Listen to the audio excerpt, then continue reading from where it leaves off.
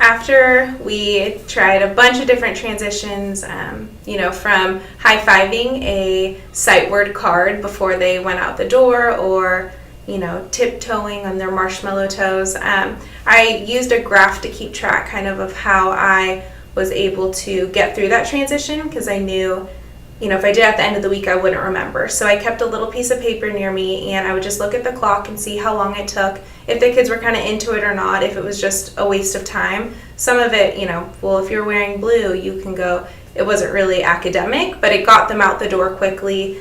What really worked the best for us was pulling sticks, or just doing a small group at a time, and I kept that chart with me, so then I could mark it, and then at the end I was able to go back and see, if I put a smiley face, that means like the kids liked it. If I did a sad face, it was completely wasteful, and they moved slow and it just didn't work. So I try to keep it like that, and that's an artifact that I submitted into the document for the program, just so then I had that and they knew that I was able to track it.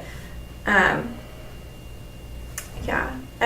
just kept notes about how it went. And I like that you, before we started this, we brainstormed all the transitions we could have, and then you practiced them in your classroom.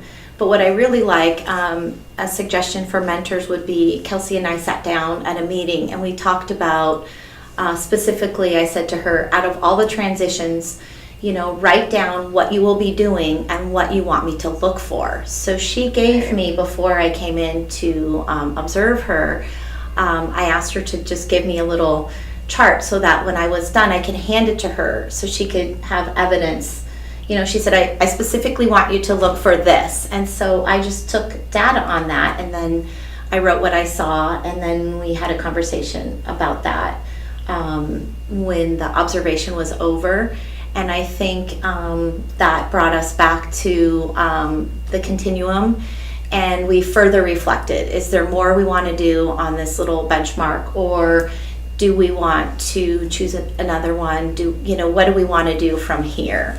So it was a really good way to start from one point and then work it through to where she could see the progress and the growth through data. And that was kind of fun. Yeah. And I think it just kind of brought the class into a more mellow state.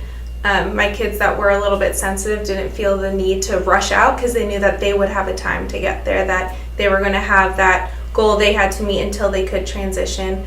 I took the Envoy training, and that also really helped with classroom management, and I think that played into it a little bit also, with just thinking about verbal and nonverbal cues to help them get excused. So and then I think in the big picture, I know you have some challenging students, so besides having a plan for the rest of the kids, I really love that you've made special plans for special transitions that really would accommodate. So you took the continuum and that bullet mark, and you pushed it further for your really challenging kids. When you forget about doing these, just to fulfill a requirement, it was all about getting through the day, getting through the week, getting through the year, and next year, what could I do differently from the get-go? It was I a think good the program process. was set up really well, where you didn't feel stressful to meet someone else's goal. It was what's going to help you, and that's what they told us at our monthly meetings. Don't pick something that's good for someone else, or for the school, because we had school goals, and we decided, yes, those are good here, but in here, what's good for I have us? a kid that needs this, and I don't want to, Yeah. I need to help that. That's what's going to help me.